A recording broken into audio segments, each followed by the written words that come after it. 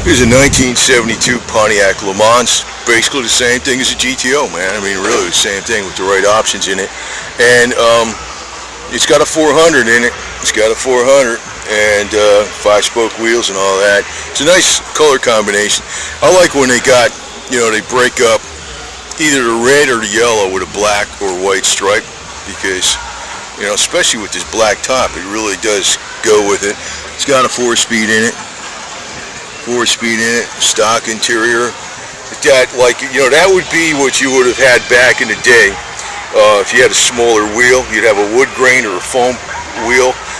That is like an aftermarket wheel, but it's very period correct. It's got, you know, the chrome with like the racing holes, whatever you want to call them, and the wood grain. That's very much period correct. You know, that's an aftermarket wheel. That's, when you look at the exhaust tips on it, you got. It looks really badass. You got two, you know, coming out on each side of the dual exhaust.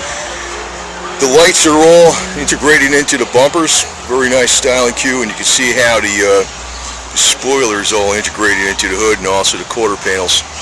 So, very nice car, man. And convertible to me, convertible makes any car way better. It's just convertibles are way more fun. I don't know why I know when they came out with the two-door hardtop with the vinyl top to make it look like a convertible, but that, you're missing the whole point. The whole point of the convertible is that the roof goes down, and it's so fun. You're not just driving it out in the sunlight and getting your vitamin D and all that wonderful stuff, but also at night when you got the stars and the moon up above you. And I love it. It's really it's a pleasure to drive a convertible.